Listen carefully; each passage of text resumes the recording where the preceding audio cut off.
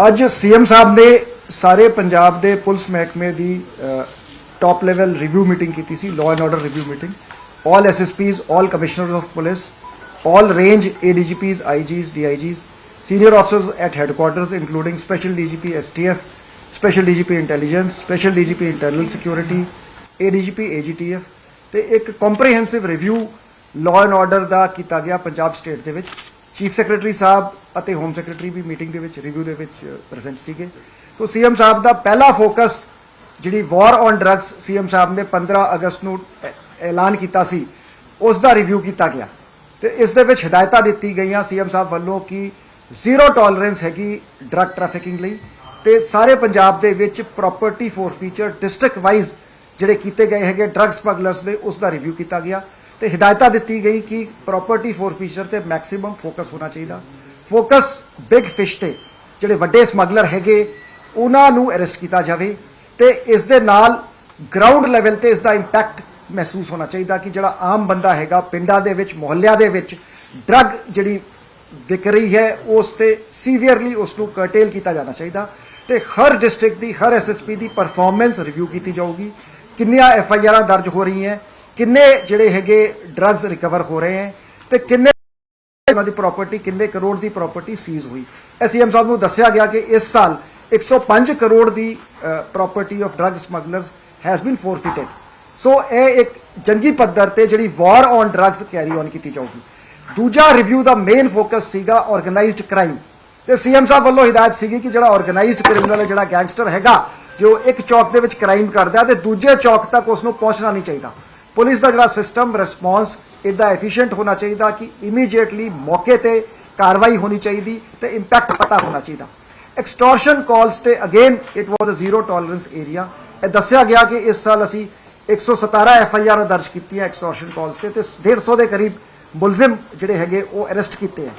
पर सीएम साहब वालों सख्त हिदायतां सी कि हजे भी एक्सटॉर्शन कॉल्स काफ़ी आ रही है तो पुलिस नूं गियर अप करन दी लोड़ है तो एक्सटॉर्शन कॉल्स ते इमीजिएट फौरी तौर पर एग्जैम्पलरी एक्शन ते पनिशमेंट देना चाहिए। तीजा पॉइंट जिहड़ा सीएम साहब ने लिया वो सीगा पब्लिक डीलिंग फ्रेंडली पुलिसिंग कि जिहड़े पुलिस ऑफिसर्स हैगे SSPs नूं हिदायत की गई कि वो हर दिन एक थाने दे एरिए दे विच लोकां दे विच जान, पब्लिक मीटिंग्स होल्ड करन, लोकां नाल इंटरैक्ट करन ताकि जिहड़ी लोकां दी दुख तकलीफां है वो सीनियर ऑफिसर्स नूं पता लग सके ते उस ते इमीजिएट जिहड़ा एक्शन किया जाए। पुलिस स्टेशनस दे विच लोकां नूं वैलकम किया जाए, उत्थे जिहड़े एरिए दे रिस्पैक्टेबल्स हैगे प्रोमिनेंट लोकां नाल मीटिंग्स करके जिहड़ा पुलिस ते आम पब्लिक दे विच जिहड़ा गैप हैगा उसनूं दूर किया जाए। यह सीएम साहब की हिदायतां सीगियां कि SSPs are required to be proactive. Jails ते काफ़ी विस्तारपूर्वक डिस्कशन हुई, जिहड़ी कमी बेशी सीगी उसनूं डिस्कस किया गया तो सीएम साहब ने 3 pronged एक्शन इस ते डायरैक्ट किया हैगा। फर्स्ट ऑफ ऑल जिहड़े जेल दे विच इंफ्रास्ट्रक्चर प्रॉपर प्रोवाइड किए जाना चाहिए, जिहड़ी उन्हां दी मैन पावर है तो जिहड़े उन्हां नूं इक्विपमेंट्स ते टैक्नोलॉजिकल अपग्रेडेशन की लोड़ है, जिथे मोबाइल जैमिंग सोल्यूशंस कुछ जेलों च इंस्टॉल हो रहे हैं उस बारे डिस्कशन हुई। सैकेंड होया कि जिहड़े भी मोबाइल डिटेक्शन होंदे हैं इन्हां दे FIRs नूं दर्ज होंदी है तो सीएम साहब की हिदायतां सी कि इसकी बैकवर्ड लिंकेज पूरी वर्कआउट होनी चाहिए कि जिहड़ा जे मोबाइल थ्रो तो आया है या किसी होर तरीके नाल जेल के अंदर किवें पहुंचा या जेल स्टाफ की कनाइवेंस तो आया है या वो थ्रो किया गया है या किसी की नैगलीजेंस नाल आया है, इसकी प्रॉपर इन्वेस्टिगेशन होनी चाहिए तो जिहड़े कल्परिट्स हैगे उन्हां दे खिलाफ कार्रवाई होनी चाहिए। एक सीएम साहब ने बड़ी स्पष्ट गल कही कि accountability of SHOs and sub divisional DSPs has to be fixed. तो गवर्नमेंट वालों postings are being done on merit in a professional way, therefore the police force has been equipped. दस्सिया गया कि इस बार असी जिवें नवीं गड्डियां दित्ती जा रही हैं SHOs नूं under border area plan 20 crore release हुए हैं गवर्नमेंट ने for vehicles to border police station, border ते CCTV लग रहे हैं, upgradation of cyber crime wing, upgradation of intelligence wing लई 110 करोड़ सरकार ने मुहैया कराए हैं। सरकार वालों लॉ एंड ऑर्डर इंफ्रास्ट्रक्चर नूं स्ट्रेंथन करन लई भी फंड्स दिते गए हैं। सो इस दे नाल नाल सरकार की एक्सपैक्टेशन हैगी कि police has to perform in a professional way तो सीएम साहब वालों टारगेट्स दसे गए जिवें मैं दस्सिया। नैक्सट सीगा प्रोकलेम्ड ऑफेंडर्स। पंजाब दे विच प्रोकलेम्ड ऑफेंडर्स की फिगर काफ़ी हाई है तो इसनूं डिस्कस किया गया कि किस तरीके नाल ਪ੍ਰੋਕਲੇਮਡ ਆਫੈਂਡਰਸ ਦਾ ਨੰਬਰ ਜਿਹੜਾ ਘਟਾਇਆ ਜਾ ਸਕੇ।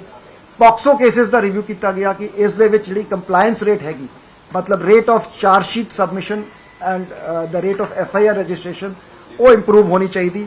ਜਿਹੜੀ ਤਫਤੀਸ਼ ਦਾ ਪ੍ਰੋਫੈਸ਼ਨਲ ਜਿਹੜਾ ਮਿਆਦ ਹੈਗਾ ਉਹ ਉਸ ਨੂੰ ਉੱਪਰ ਉਠਾਇਆ ਜਾਣਾ ਚਾਹੀਦਾ। ਤੇ CM ਸਾਹਿਬ ਨੇ ਇਹ ਵੀ ਚਿੰਤਾ ਵਿਅਕਤ ਕੀਤੀ ਕਿ ਜਿਹੜੀ ਪੇਸ਼ੀਆਂ ਹੈਗੀਆਂ, ਕੋਰਟ ਦੀ ਪੇਸ਼ੀਆਂ ਜਿਹਦੇ ਵਿੱਚ ਮੁਲਜ਼ਮ ਨੂੰ ਪੇਸ਼ ਕੀਤਾ ਜਾਂਦਾ ਹੈ, ਇਹ ਸਿਸਟਮ ਇੰਪਰੂਵ ਕਰਨ ਦੀ ਲੋੜ ਹੈ। ਤਕਰੀਬਨ ਇਸ ਵੇਲੇ 70 ਤੋਂ 75% ਜਿਹੜੀ ਪੇਸ਼ੀਆਂ ਸਾਰੇ ਪੰਜਾਬ ਦੇ ਵਿੱਚ 40,000 ਦੇ ਕਰੀਬ ਪੇਸ਼ੀਆਂ ਮੰਥਲੀ ਪੈਂਦੀਆਂ, ਜਿਹਦੇ ਵਿੱਚ 30 ਤੋਂ 32,000 ਮੁਲਜ਼ਮ ਪੇਸ਼ ਹੁੰਦੇ ਹਨ।